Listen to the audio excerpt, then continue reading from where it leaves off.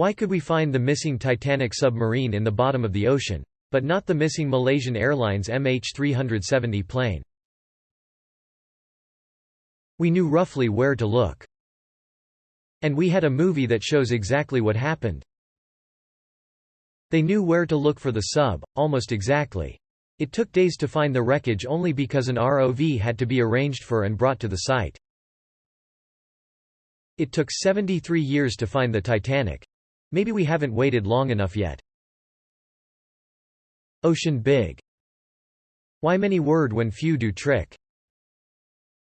The search range for the sub was much smaller than that for the plane. There was a main research ship, Polar Prince, which was the mothership, sitting on top of it basically, and the sea route along the Titanic has been pretty explored due to research and studies to it.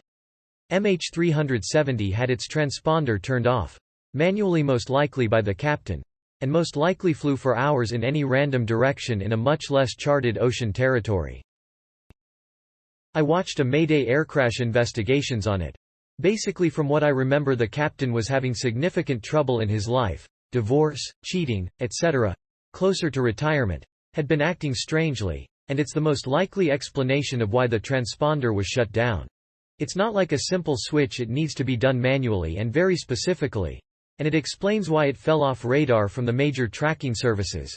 We know it didn't crash because there's a special rudimentary, very basic report system that relays detail about plane engine output and stuff to the airline company to deter plane health that runs off satellite. Spotty satellite in the middle of the ocean, mind you. And only pings every 30 minutes or so, and we still have several points of data from that.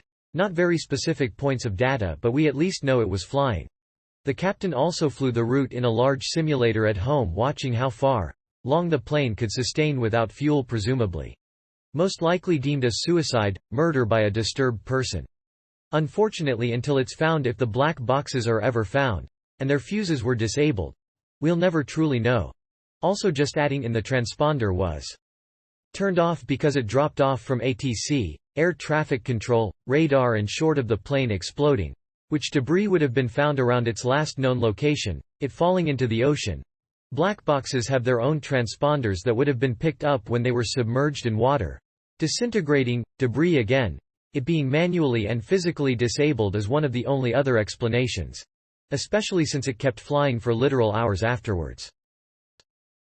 I've had severe mental health issues, and I can imagine having that one fuck this shit mental breakdown moment and fly into a mountain or whatever. Not an excuse though, don't get me wrong, but flying for hours while knowing all passengers must be in crippling fear for their lives, is something else.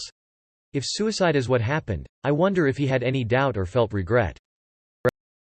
It's most likely he depressurized the cabin so the passengers and crew were unconscious. Thank you. I didn't even know this.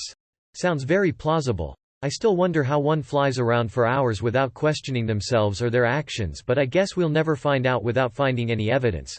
Must be so hard for their families to not know why or how. Not that it brings back your beloved one, but still. It's also quite likely he got the co-pilot to leave the cockpit and then locked him out before proceeding with his plans. If anyone had been able to access the pilot, they would have tried to stop him, but with the door locked he was free to do as he pleased. The co-pilot also attempted to use his mobile phone shortly before the plane went to high altitude, so this could indicate he'd been shut out and was trying to raise the alarm. Depending on where you're going, you'd notice.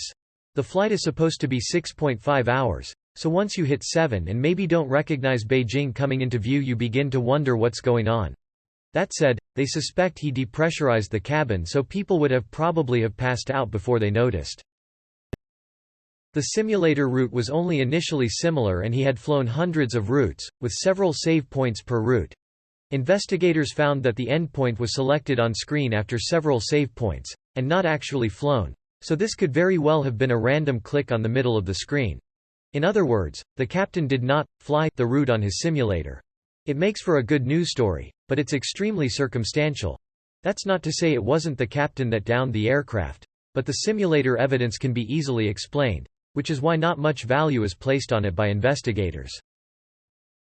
Transponder sounds like a word Rachel would make up mid-lightning round.